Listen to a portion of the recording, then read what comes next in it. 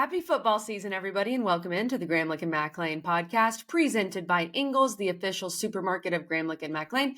And welcome, SMU. Welcome the Mustangs into the ACC and into the Gramlich and McLean podcast world.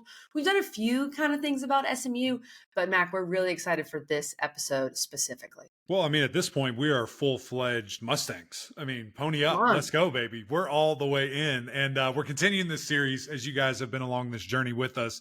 And now we're talking about the Mustangs here and SMU. And love this conversation with Coach Lashlee. Was super real with us. I think was actually one of our last interviews. So he got pretty late in the season. And actually right before, I think we touched on a little bit, had some massive recruits commit to him literally the day that we were doing this. We had to push back a couple of times because these commitments just kept popping up. So the energy, the excitement, the football team, KG, is on the rise, and it's a lot of fun to cover all of this.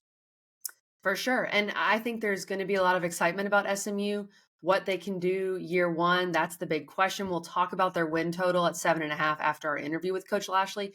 But just, you could tell his confidence as a guy who's been in the Power Five, who's been in the ACC with Miami for a long time. Yeah. He's got a lot of Miami transfers on this roster, as we will discuss. So last year, of course, they go 11-3, 8-0 in the American. Their 3 losses were to Oklahoma, TCU, and Boston College in the bowl game without Preston Stone, who was hurt. Preston Stone is back, according to all sources, and should be good to go.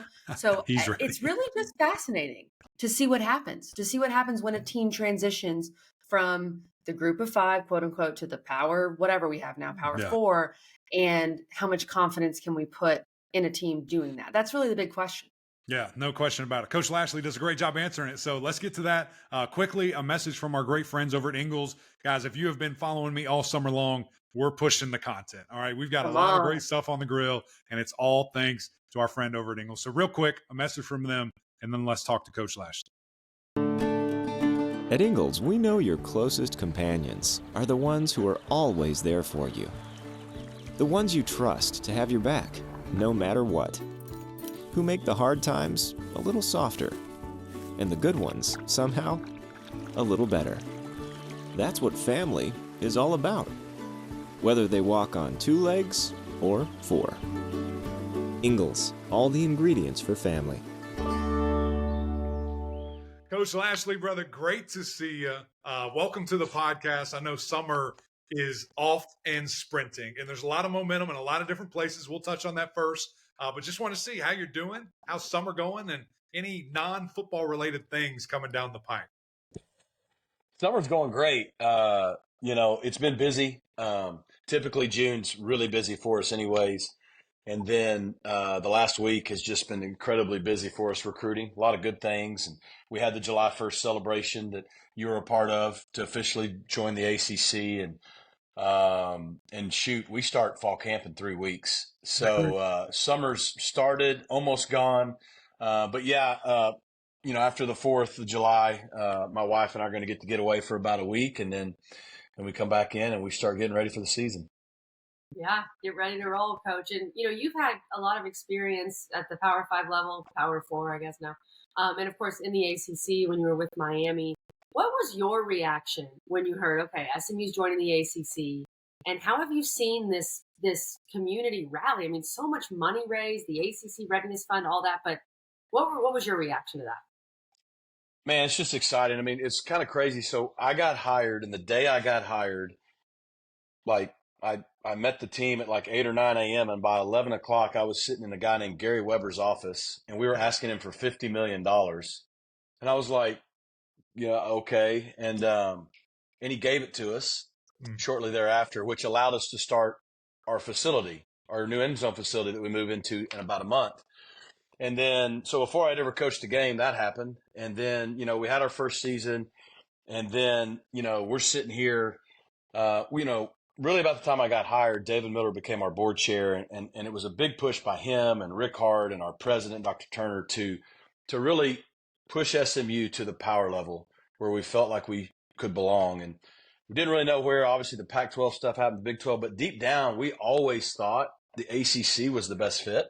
And the reason being, it's just SMU, the university fits a lot of the ACC schools. good history and tradition in athletics, but also a very good academic institution. Those things are important to us here. And then we just felt like, we would be the only school in the state of Texas, which gives us a unique niche for being in the ACC, but also allows the entire ACC to come into Texas. And so we were kind of hoping for that, to be honest with you, even though for a while it looked like we'd be going Pac-12. And then I'll never forget it's 6:43 a.m. on Friday morning, the first.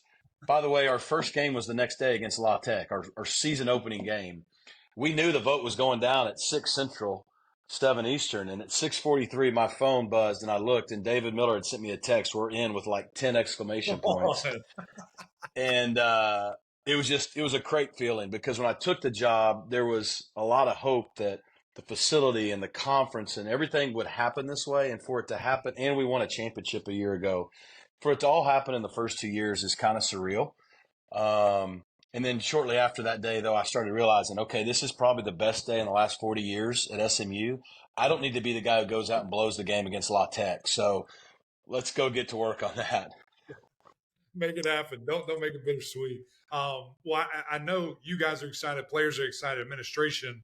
What I was interested to see was just the fans. And, brother, they showed up. You referenced it. We were just there the other week. And seeing that in person, 100 years old to 18, everybody in between was there and was juiced up out of their mind. I mean, it literally is the entire SMU family and how excited they are about this move.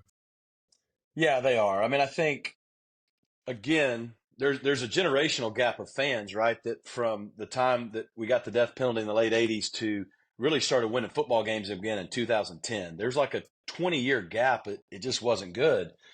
And so I think there's a gap there, but now we've won enough over the last 15 years that there's a younger generation of fans, and we've rebranded with the Triple D in the city of Dallas. But then you got the older generation of fans who has kind of been long suffering through this process. And I think what's really cool, and I said this the other day on the deal, I think there's such a deep sense of gratitude and appreciation for this moment, because it was almost like the entire fan base, the entire SMU family, if you will, has just been waiting for this moment for so long, for 29 years now, because we had it. We were in the Southwest Conference. We've won 11 Southwest Conference championships. That used to be one of the best conferences, if not the best in the country. And then we lost it. And so I just think, we've been winning the last 5 years. We won a championship, a lot of positives, but this was the last thing that to me just kind of broke the dam, if you will, to allow our fan base to kind of just be fully revived or revitalized. And so now they're just so grateful and hungry that I think we're going to get our best. Yeah. And it's not just showing up. It's not just being loud. I mean, it's putting dollars to the pen to paper too. I mean, they're fully supporting, and it's been amazing to see that. And you got to have it. You got to have it in a lot of different facets about this game. But let's jump into your team, man. Let's talk about the field, because I see some of those guys. You and I have talked so much about everybody, and we're juiced up. But let's start with quarterback. And seeing Preston the other day, Preston Stone, he's healthy. He looks fantastic. He was just at the Manning Passing Academy. That dude went on an absolute tear to finish the season. Had a great season overall, but the way he finished, fortunately, injury cut it off. But I think it was 16-1 touchdown to interception. How can he even improve on that? And what do you expect from him this coming fall? Yeah, I mean, it was really cool to see, because he was going to be a first-time starter as a high school recruited quarterback. We'd gone 4 straight years with some good transfers with Shane Bichelle and Tanner Mordecai, but it was kind of like his moment, and we kind of knew we were going to grow through some of that development with him last year. And I think the first 4 or 5 games, you saw some good and bad, and then around game 5 or 6, he just really settled in. And man, to your point, he was playing excellent down the stretch. We beat Memphis on the road. He was lights out in that game, particularly in the second half. And then we played Navy at home, the game he got hurt, and he was just almost perfect in that game, playing his best of the year, and then he got hurt. And so, it'll be good to see if he can get back, obviously, to that same form, healthy, be bigger, be more durable. He's yet to play a full season healthy.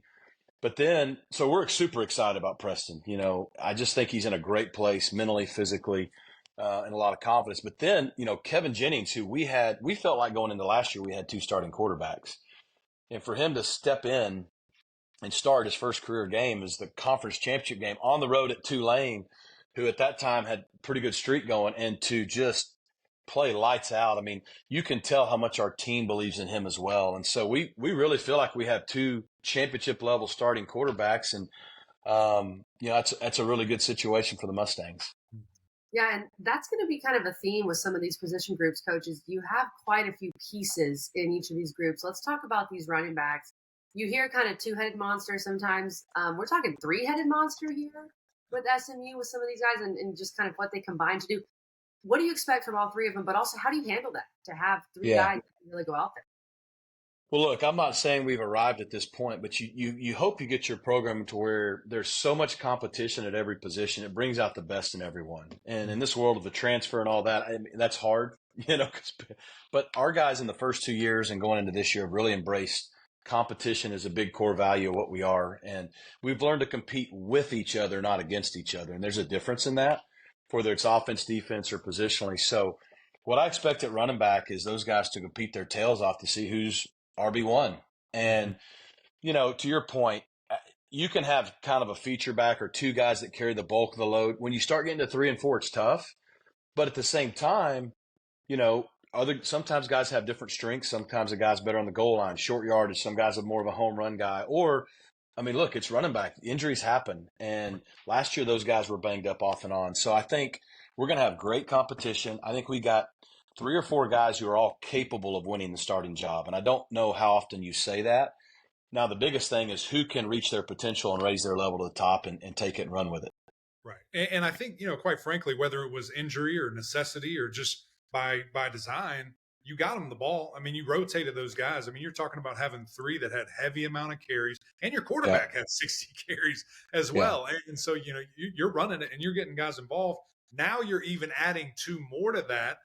When you look at what, Brashard was able to do at Miami, Brashard Smith, and a true freshman that I've been hearing all these whispers about. Not trying to give away secrets. I'm sorry, but I'm hearing it. It's on Twitter of Derek. Then it's got to be true. That's right. Of those guys that are probably listed as receivers, but also have carried the rock in their time. So, again, don't give me the game plan, but how excited are you to have 2 kind of Swiss Army knives, one very proven, what he did at Miami, and another from the high school ranks that can take on a lot. We're really excited. I look at it to your point last year. Sometimes the running backs being able to split the carries keeps them fresh throughout the year. But you got a Jalen Knighton who from the league at Miami, who still had over 700 yards last year, I think, again. And then L.J. Johnson, who when he was healthy last year is a really downhill grinder back. Like him and Jalen really kind of complement each other well. And then you add in a guy like Brashard Smith, who I was fortunate to coach as a freshman. We played him more at slot, but we kind of moved him around as a freshman. And then the last 2 years he's played slot. But you saw the little bit of running back he did last year. He's, to me, a real versatile guy because he could be an every down running back and he could be a receiver. He's an elite return guy. So he may develop into a touch guy. Like you look at a guy like Deebo Samuel who plays for the 49ers, how many different ways they get him the football because 10 or 15 touches for him could go a long way. And then the freshman, you never know a freshman. You see how they come along. Does he get into the mix this year, or is he on teams where he helps you, but then next year he's ready to go? But we are excited about Derek McFall as well. Yeah, and real quick, Casey, because you brought this up, and I'm always fascinated. You're such a great offensive mind and think about these things. If he turns into that for you, obviously he was at Miami, but if he turns into that for you with Brashard, how do you mark? You have somebody tracking it like, oh, hey, this guy only has 9 touches. We got to get him more. Do you track that, or what is it? The feel? How do you do that? I do. You hope your offense gets the guys the ball in the flow. But look, I think, and I learned this from Gus. I think one of the best things about coaches, it's players over plays. And how do you get your guys the ball doing what they do best? So, like for us, rule number 1 is we're going to build it around our quarterback and what he does best.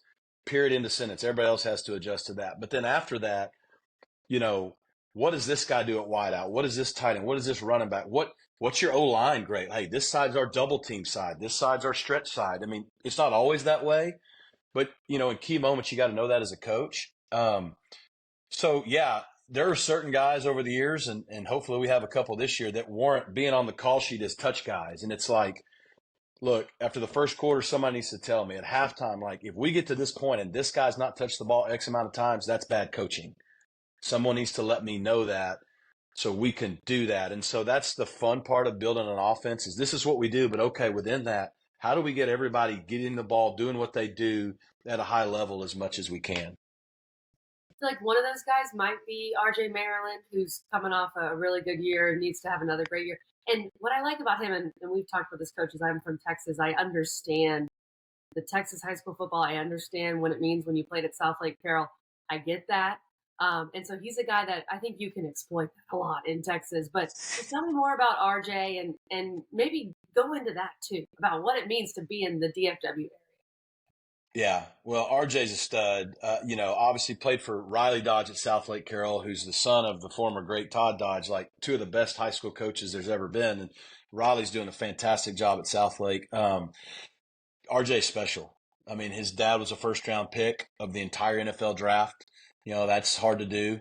And I don't think RJ even knew that till he was like 16 or something, which was crazy. I'm like, how did you not ask? And his dad's so cool. Russell, don't tell anybody that. But RJ's special because RJ was a wideout in high school, but you could tell his body was going to grow into one of those just athletic Travis Kelce type tight ends. And so, in our first 2 years, he's been our most consistent producer. And I think he's a difference maker because he can absolutely run like any receiver in this league. He's got size. He has great hands. He's versatile enough. You can put him in the box, attach him, flex him out in the slot, put him outside. You can do just about anything with him. And had some good guys here in the past. Kylan Granson's playing in the NFL, had, Brevin Jordan and Will Mallory at Miami. He is every bit as good as those guys, and he's faster than all of them. So he's a playmaker. So to your point, he's a matchup problem for us in a good way that we need to get him involved early and often as much as we can. Yeah, man, I love to hear that. I love a good tight end, man, and just what they can do, for your offense and their mismatch problems. I mean, that's what we look for, right? One-on-ones. How can I get this guy against a favorable matchup, move him around, do all these things? Tight end is kind of having a rebirth, quite frankly, right now with how guys are using them. Let's talk over. And guys that are versatile like him allow us to play fast because we can be from empty to 11 personnel to a 12 picture to a 10 pick. They give us great versatility. Yeah, because he can play receiver. I mean, you don't need to swap somebody out. I totally get what you mean there. Looking at your O-line, coach, this is, I think, where the average fan or somebody that maybe is a little bit far removed from the situation will look at SMU and say, okay, this is going to be a struggle point. When you jump from G5 to P4, P5, that's where you see some changes. That's where you see some things. But you feel really confident about this team. And after I saw them lift the other day, I feel really confident about this offensive line. You brought in some guys. You brought in some tackles, maybe got a little longer at different places. But tell me what you think about this offensive line this season. It's a good point. I think offensive line will be a key. I mean, they're the engine to any offense anyways. I think they're going to be a key for us, not just because we're going to the ACC and moving up. So last year we had a really good line. I mean, we had the best G5 line. I think we had a really good line for a P5 league. And we had 6 guys make first, second, or third team all conference in our league. 6. We only play with 5. And so, the way Garen was able to rotate them and we really lost one guy to graduation, Hiron White, who'd come in and played right tackle. We really lost another starter in Branson Hickman, who played a lot of games at center, to decided after he graduated to go play his last year at OU. And then, Marcus Bryant left, who was going to be a good 6th, 7th guy. But we got a lot coming back. It's just going to be I think we have a chance to be better and more athletic, but we are maybe not as experienced. And so how quickly do we gel? I think Justin Osborne was our best lineman last year. He's moving to center. I think he could be a big-time NFL center. So does Garen. Well, how quickly does he adapt to being that guy? I think our guards will be steady. Logan Parr returns, started last year. Ja'Kai Clark, former Miami guy, can play guard and backup at center. I think we're more athletic at tackle. It's just how quickly do those guys come on. P.J. Williams at left tackle was winning the starting tackle job by the end of the year last year at left tackle. And he was one of those guys who didn't start the year as a starter, but by the end of the year was an all-conference player. And then we got Savion Byrd and Andrew Chamblee, 2 transfers, one from Oklahoma, and Savion Byrd is super athletic. Andrew Chamblee started 8 games in the SEC as a redshirt freshman last year at Arkansas. Those guys battling out for right tackle. I think it has the potential to come together and to be even better than last year. But, potential means you haven't done it. And so how quickly those guys can gel and be a really solid unit, I think gives us a chance to maybe exceed expectations. Coach, we are both offensive-minded people. Actually, all 3 of us, kind of you. But we will talk defense, we promise. But we have to talk about this stat, and I know you track everything. You guys were scoring 12 points per first quarter, which is crazy. Number one in the country.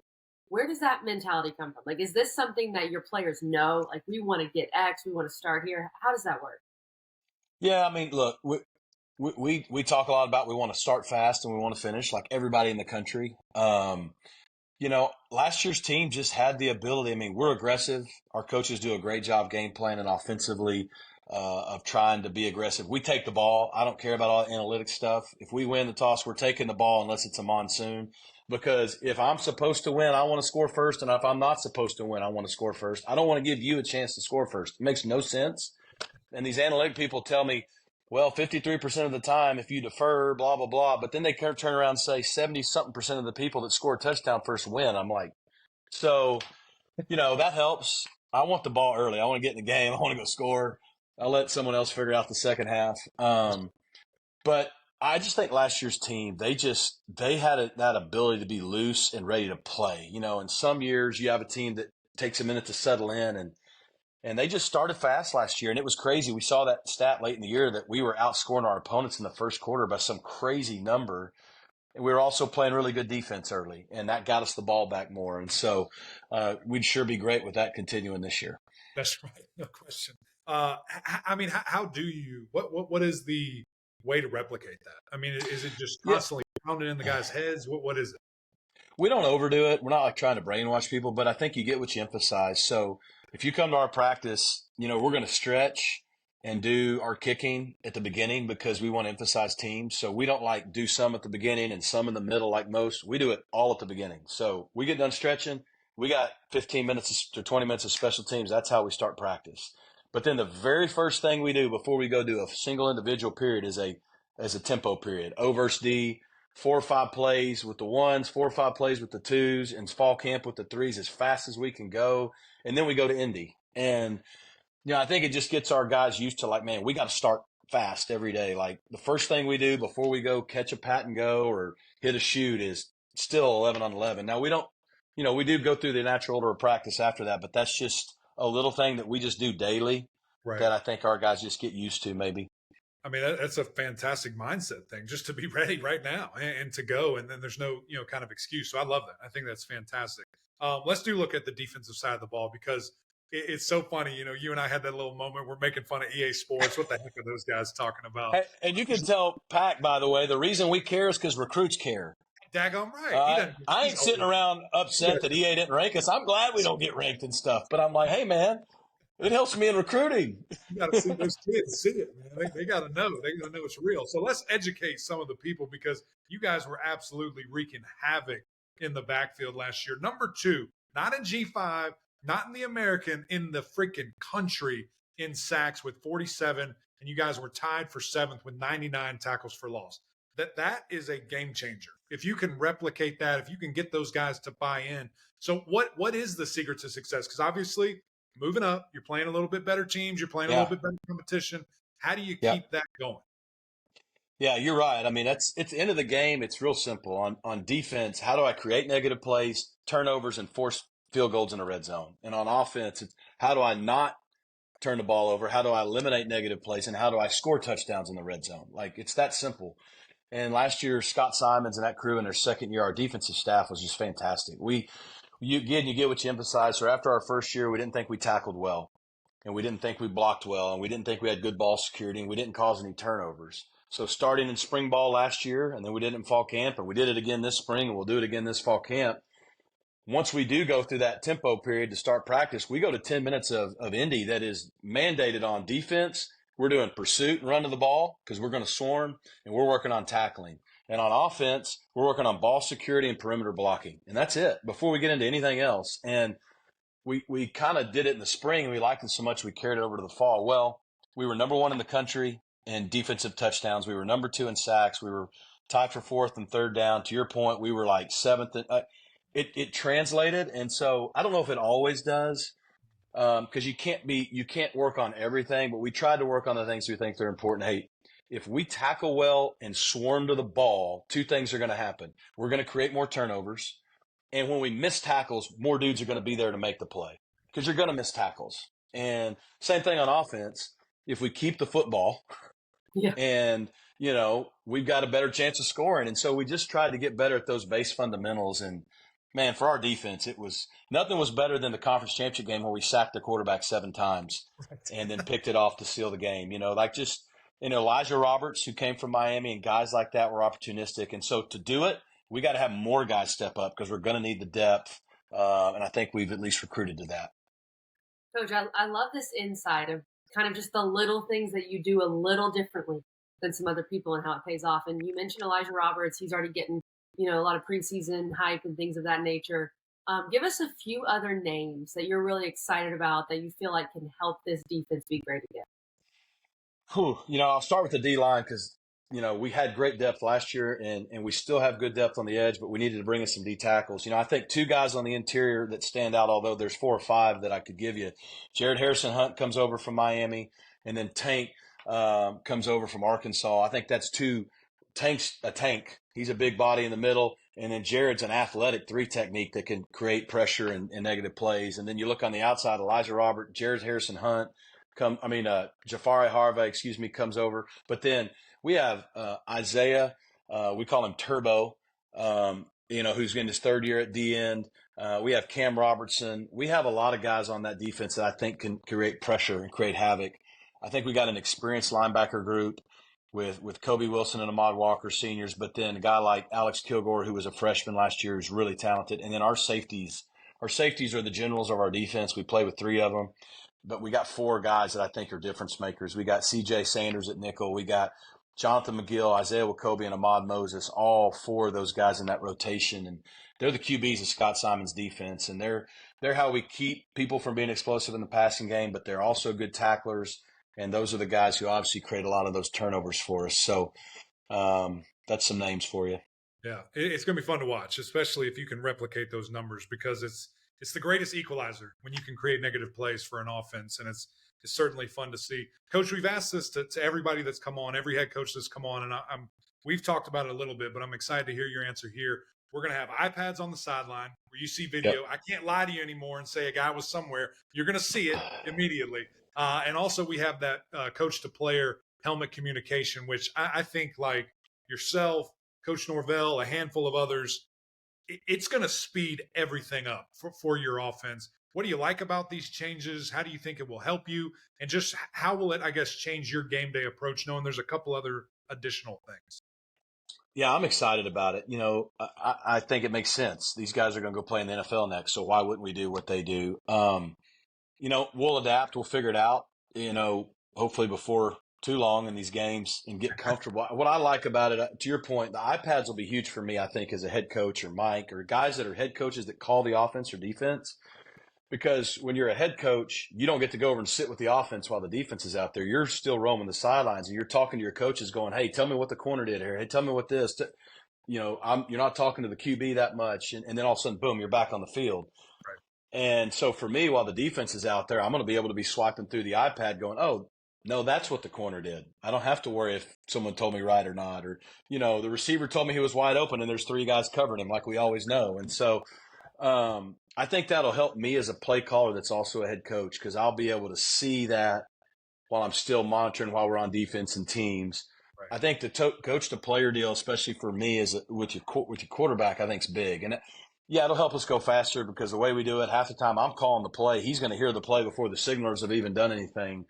So that'll help him. But I just look at, since we play fast and you have till 15 seconds, I look at all the opportunities to just help the quarterback either stay calm or manage the game in the moment. Whether it's, hey, man, we're thinking 2 downs here, or we're in field goal range. Hey, we want to score, but let's make sure we get points. Or, hey, play clock. Or, hey, we're under 30 seconds, no timeouts, can't take a sack. Like, whatever. Hey, he gets his bell rung or almost makes a bad read and almost throws a pick. Hey, man, go to the next play. We're good. It's 3rd down. Get up. It's 3rd down. Get up. Yeah. Instead of like, do not ever do that again, or you will come stand by me. Like, I probably need to stay away from that one until he gets to the sidelines. But, we'll see. Hopefully I'm not holding the button down when I say half the things I say. So. Oh, man. Gosh, I can't wait, brother. This was so much fun. Thankful for your time. Go get some more recruits because you're reeling them all in, and have a little break if you can, man. Appreciate your time. Well, I appreciate y'all having me on. We're so fired up to be in the ACC and see a lot more of y'all. I think we're excited about the teams in the league we have to compete with, and hopefully we add some value to the league as well.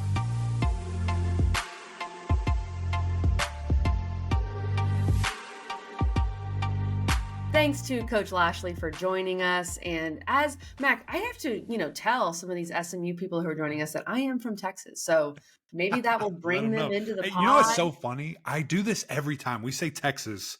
It's just what I do. I'm sorry. So horns down, pony up, let's go. My bad. So that's your go-to as of now. Texas. That's just what I think about. You ended up in Dallas a lot lately for UFL and then for SMU. So yeah.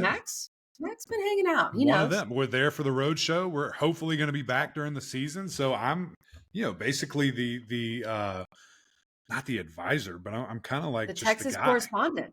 Yeah, correspondent. Yeah. I like that. That's perfect. That's a great title. I think I'm gonna add that to my bio. I love that. And you have me helping you become that Texas correspondent. Exactly. But all jokes aside, we understand, I think, that what SMU could become. Yeah. And I understand growing up in Texas what SMU was. Yes. And of course, what they're trying to get back to. Now, as we kind of talked about in the intro, the big question is, how do you transition from Group of 5 to Power 4? And Mac, they return a lot on offense. They return their top 7 pass catchers, of course, Preston Stone. They have a lot of weapons on offense. The defense was also really, really good last year. So when you bring all of this together, I know they lost a few guys to some different bigger schools, if you could say that, some guys off the offensive line, but they return a lot. It really comes down to the trenches. Is that what you would say? Because that's the cliche. Can you keep up in the trenches? As a guy who used to play in the trenches, is that the way you see it? For sure. And what I'm looking at is just the depth, and when things start getting tough, how much can be there, because a couple injuries happen, and who do you have left, type of deal there. Right. So that's what you're really paying attention to. They also brought in, a couple of transfers as well from Oklahoma, from Arkansas, that they feel really good about. Long, big tackles that you have there. So yeah, I mean, that's the only concern that I have. But as you just heard Coach Lashlee say, they felt like they had a Power 4, Power 5 offensive line last year. That's why they were able to be so competitive. So for me, KG, it's full steam ahead. It will come down to it. And just like some of the teams in this league, once you kind of get midway to the season, do you lose steam? Do you lose momentum because an injury or two happens and you just don't have the depth? Or do you work your way through it? So I'm really excited for these guys and think they come in and compete right now. I agree. Now let's look at the win total. 7.5 is the total from Vegas. Here's what I like about this schedule, Mac. I like the home games. I think you have a lot of winnable home games. I think it's very possible you'll be favored in most of your home games besides Florida State, perhaps TCU. We'll see what happens there. But you get Houston Christian, BYU, TCU, FSU at home, plus Pitt, BC, Cal. Pitt, BC, Cal. To me, those should be wins. BC, you get a rematch from the bowl game last year. And then, of course, your other home games. So at 7.5, that means you got to go on the road, perhaps knock off a Stanford, play at Duke, knock off a Duke, Rhett Lashlee, Manny Diaz reuniting, and then at Virginia. I see winnable games. I am taking the over here, Matt. Yeah, I am too. And I think this is a team that, 8-9 is a great spot for them. And what an inaugural year into the ACC if they're able to do that. But with all the skill, all the talent they have coming back, how disruptive, as you mentioned, and Coach, we talked with, about how disruptive that defense was in the backfield, creating turnovers, things of that nature. Why not? And again, I know the level of competition is taking a step forward, but these guys are ready. And I think, kind of like I said, SMU's ready to compete. I think 8 or 9 is the number that I feel really good about them finishing with. I'm going to say 8. I think some of these road games can get a bit tricky with the schedule, but I do think the schedule overall is manageable. Opening at Nevada way early in the season, August 24th, they're starting camp in July. Coach Lashlee was talking about that. There's some tricky spots on the schedule, but I'm going to say I think 8 would be a great spot for SMU to start, and then maybe get a bowl win. We'll see what. But hey, Mac, if SMU fans really want to start talking, like, you win those first 4. Let's say you beat TCU. Sure. So you win your first 4. You got FSU at home. Let's say FSU is undefeated. This could be a huge game. So there's a lot of could be's right now with SMU. Hey, maybe we'll be there to see it. I can't wait. I can't wait to see this. Can't wait to see the rest of these as we are just cooking right now, KG, getting through these ACC previews. Appreciate Chris Smith setting this up. Appreciate Coach Lashlee because we're just continuing to press right on. And I'm with you, Kelly. I think we both are pretty excited about SMU and the things that they're going to bring to the league. So need your guys' help. The episodes have been doing amazing. Love your guys' comments. You've really helped us out here. Continue to subscribe. Jump on this train with us. And, of course, the OGs over on Apple Podcasts. Rate, review, subscribe there as well. We would greatly appreciate that. But until next time, we'll see y'all.